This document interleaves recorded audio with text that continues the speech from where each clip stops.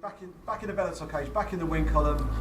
How valuable was that for you? The process of going through that defeat, coming through tonight, and getting a win, having showcased those new wrestling skills that you said you were working on during training camp. It sort of ticked all the boxes for you, right? Do you know, it was, I didn't really know what Fred was going to bring. I didn't know if he was going to stand and bang or I just didn't know. I watched some of his fights and every fight was a bit different. So we're just trained in every aspect. I know I've got the heavy hands. Fucking, I didn't clip him much tonight. I remember I chased him a little bit I went a bit headhunting, and then I just thought, nah, I'm going off the game plan, calm myself down, and just really went back to everything I've been doing in the gym every day. And you know, it was nice to get back to winning ways, and yeah, show a little bit what I've been working on in the gym. I feel like the wrestling was strong. I feel like I outpowered him at times. But yeah, it's just nice to get back on the winning card, because after the loss, I was debating like is the nerves gone? Like, can I walk out? And I seen like people walking out like James Gallagher and stuff, like lapping it up, and I thought, fuck this. Everyone's here to see them, and everyone's here to see me. Put my hands up, and I just went for it. Once I got the reaction from the crowd when I walked out, the confidence was up, and I thought, fuck, I'm going to enjoy myself. You moved camps. Can you talk a little bit about that decision and how it's helped you maybe being at a different camp? I moved camps because, like I said, my girlfriend was from Brighton. I was training in Birmingham and I was living in Newcastle, so it was 3 different parts of the country, travelling like 20-25 hours a week. So I thought, you know, there's a bought a house in Newcastle, we've all lived there as a family, and I thought, instead of putting 25 hours on the road, maybe put them in the gym. So that's what I've done. And Birmingham was amazing. If it wasn't for Birmingham, in the lads of Birmingham, I wouldn't be where I am. But it was time to, in this part of my career, get a full-time coach who is on the phone every day telling us what I need to do, what I'm doing, and where I should be. So it wasn't anything to do with, apart from I just didn't want to travel anymore. That was it. It seems like it paid off because you looked a lot more relaxed in there as well. That's what I've been working on. Like, I'm my own biggest critic. I think the Newcastle fight, if you noticed, that was my hometown crowd, and I couldn't even lift my head up walking out. I kind of beat myself up before I even got in there. So I thought, fuck this, I'm just going to put my hands up. And then when Sweet Caroline come on, I could hear him singing. I thought, right, this is it. This is my night. I took the song from Darren Till, but I don't think he'll mind that. So yeah, once it come on, I really enjoyed it. And like I say, I think it's shown tonight. How did you feel coming out? Like, obviously, that was probably the biggest roar I heard all night for anyone coming out of that down there tonight. So, and also you had your crew, your mates for you again. I think it was Charlotte and Sophie. Charlotte and Sophie. Yeah, sitting down there. I think we could hear them from outside. To be honest with you, they were really cheering for you. So does that really help motivate you? You know, you feel like, you know, you found your place at Bellator. Do you know what it is? Like, any support, I get a lot of people supporting us. I get a lot of people hating us. So to walk out and hear the roar, like you said, it just picked us up that little bit more. I was ready in the back, but once I heard the roar, then the crowd would, like, once the crowd started singing Sweet Caroline, I thought, right, this is fucking my arena. And I went in there, and I done what I had trained for 10 weeks, and it's paid off. No, it really showed, you know, your patience and your flying triangle, as you'd like to call it. I'm definitely taking the flying triangle, even though it wasn't. But I'm taking it. We'll go with it. Yeah, I will. Cheers, mate. We just talk about the build-up. We saw on social media you've been doing you did part of your weight cut with Paul Daly. You've been working out with a couple of other fighters. Do you think now that a lot of fighters have just accepted you as a fighter and not a reality star turned fighter? Do you know what it is? I think probably 80% of the fighters I see on the card have all wished as well. Like someone like Paul Daly, I think he's had nearly 60 fights. 60, yeah. And he said a year ago, I'd done an interview about you, and I said that you're the real deal. And everyone says he's not a real fighter, but like I said before, if you're not a real fighter, how can you be on 6 of the biggest cards in the UK? Because if you're not a real fighter, how can you be on Newcastle twice, sold me hometown arena out, London 3 times, and Birmingham? But I'm not a real fighter, so if I'm not a real fighter in the Bellator, then what are these fighters that are calling us? Do you know what I mean? So I can never be accepted by certain members of MMA, but fuck it. So I get paid so well. Do you know what I mean? What's the overall aim for you in MMA? You come into the sport late, obviously, and yeah, you know you're learning on the job. You're very much and doing it under the bright lights as well. You know, it's very exposing for you having to go through these sort of formative fights under so much media scrutiny and fan scrutiny as well. So looking further down the line, what is it you want to ultimately achieve in this sport?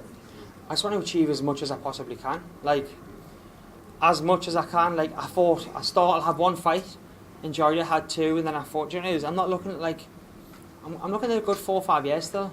I'm 32, but I haven't got the miles on the clock of fighters that have been in the game 10 years, so my body feels good. That was another fight, a few little niggles, but I'm not badly injured, so go back to the drawing board, we'll go again, and I'm going to keep going and going until I'm happy. Will that be a title? Maybe not. Like, there's people in the game that have been like 20 years training. I'll be in here too, but I will go until I've had a successful career as I possibly can. And you said Italy might be the next stop for you, is that right? Yeah, I heard Italy. And yeah, like I say, Italy, London, Newcastle, fucking Birmingham, Manchester, I don't care. Wherever they want me to fight, I'll fight. And is there an opponent on your radar at all? Anyone that you would? Fucking, I've just watched it the cage, I don't know. First things first is I'm going to go Egypt, and then I'll let me management and my coach deal with the opponent, and whoever it is.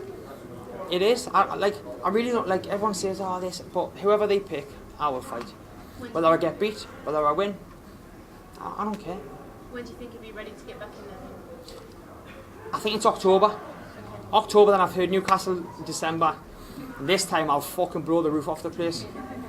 Aaron, you mentioned October there. Do you think maybe a couple of days before October, the Dublin card, you mentioned wanting to fight in Dublin. Is that something that's still on your radar?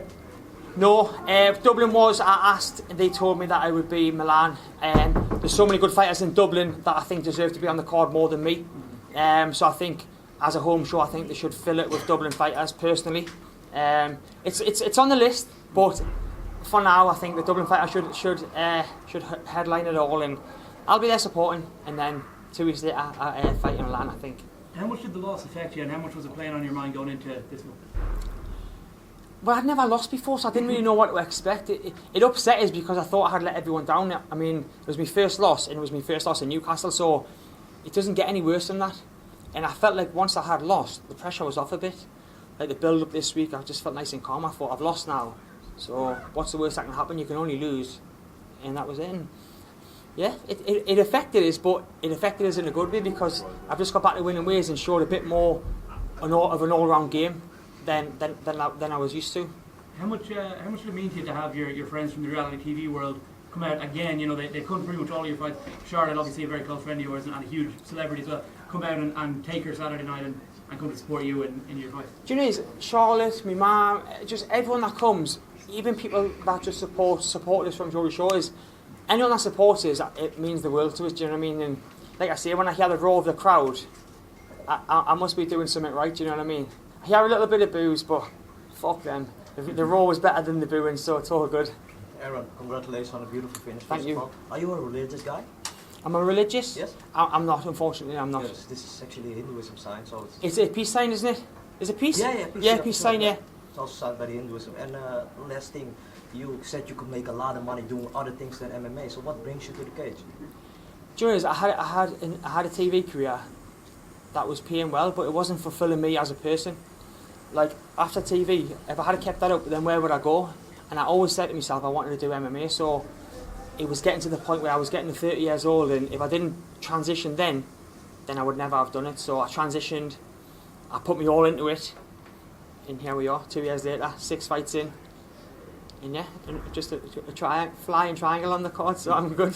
Looking out of the fight, I actually saw that Lee Royce Gracie actually stopped you and shook your hand and congratulated you on your submission. What is it like having legends like that should pay you dues and give you? Well, as soon as he said that was a good triangle, that's all I needed to hear.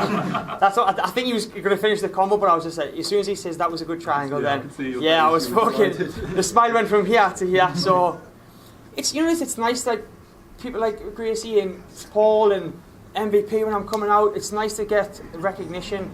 Like I say, I think when I first joined, a lot of people were saying that I shouldn't be here, which is fair enough, but 2 years later, I'm still putting the graft in and I'm just doing everything I can to be a well-rounded MMA fighter. Do you feel like losing a fight was a big part of that? Because I remember us talking about this last week. I think losing the fight was the kick up the arse I needed. Otherwise, if I didn't lose, I think I would have kept on doing what I was doing, and thankfully, Corey Brown wasn't heavy-handed in the ground and pound, otherwise it could have been 10 times worse. So I think the losing was the kick up the arse I needed to push us on to go to the wrestling and other things. Good? Good man. Where's my pint? Thank you very much. Thank you.